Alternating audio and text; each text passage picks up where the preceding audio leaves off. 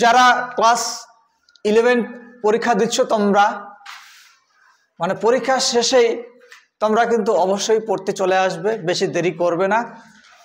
কারণ এবার সেমিস্টার হয়ে গেছে, 6 মাস পরে আমাদের পরীক্ষা। 11 তোমরা পরীক্ষা দিয়ে তোমাদের যেমনই পরীক্ষা হোক, যাই পরীক্ষা হোক, মন তোমরা খারাপ করবে না। অবশ্যই তোমাদের ফোকাস রাখতে হবে 12-এর প্রতি। 12 যেন কোনোভাবেই কোনো সেমিস্টার যেন খারাপ না হয়। শুধু আমার সাবজেক্টের কথা বলছি না, প্রত্যেকটা সাবজেক্টের কথা বলছি।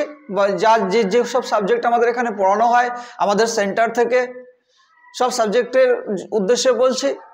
বাংলা, ইংরেজি, ইতিহাস, ভূগোল, রাষ্ট্রবিজ্ঞান, রাষ্ট্রবিজ্ঞান, যাই হোক, ইকোনমিক্স পড়ানো হয় না, ইকোনমিক্স ভুল করে বলে দিয়েছি, ইকোনমিক্স যেহেতু আমাদের স্কুলে নেই। তারপরে আছে আমাদের সংস্কৃত, তারপরে দর্শন। এই যে সাবজেক্টগুলো আছে, এই সাবজেক্টগুলোও কিন্তু সময়ের মধ্যে আমাদের কমপ্লিট করতে হবে। সামনে মাত্র আমরা বেশি দিন 4 মাস টাইম পাবো, 2 মাস আমাদের তো 2-1 মাস তো প্র্যাকটিস করতেই হবে আমাদের। যা পড়ানো হয়েছে সেই সব চিন্তাভাবনা থেকে তোমাদের অবশ্যই এগিয়ে আসতে হবে।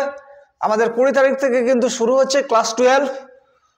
তোমরা কিন্তু পরীক্ষা শেষ হলে অবশ্যই কিন্তু চলে আসবে।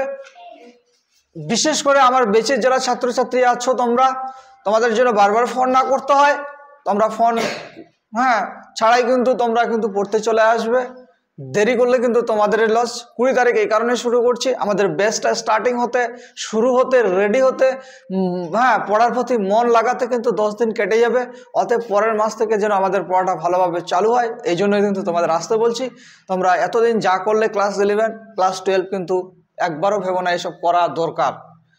কারণ ছেলেমেয়েরা পরীক্ষার আগের দিন টেনশন করে, কিন্তু এই যে শুরুটার প্রথম দিকে চিন্তা ভাবনা ছেলে মেয়েদের ঠিক রাখে না। কেউ 15 দিন পর শুরু করে, কেউ 2 মাস পর শুরু করে টিউশন, কেউ 3 মাস পর শুরু করে টিউশন।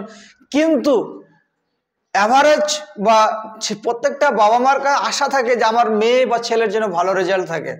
কিন্তু সারা বছর কি করলে ভালো রেজাল্ট